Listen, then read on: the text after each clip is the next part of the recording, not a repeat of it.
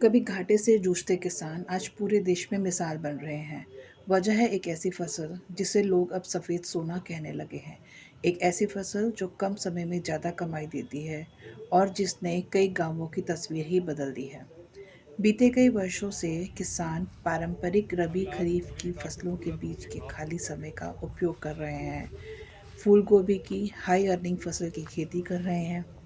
सही तकनीक, मेहनत और समय पर प्रबंधन से सिर्फ 1 एकड़ में लाखों की आय संभव हो रही है।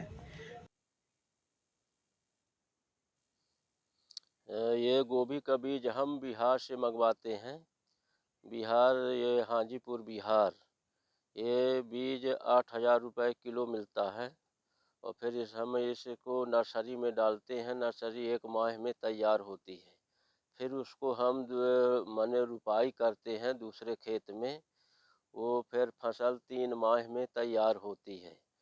फसल में दवाई और पानी समय समय पर डालते हैं।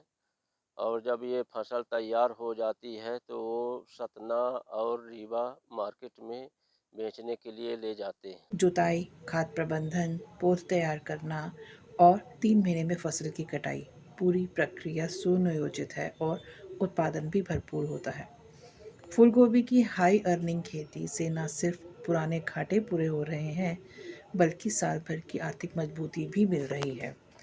आज यह खेती सैकड़ों हेक्टेयर में फैल चुकी है और पूरे क्षेत्र की अर्थव्यवस्था को नई दिशा दे रही है।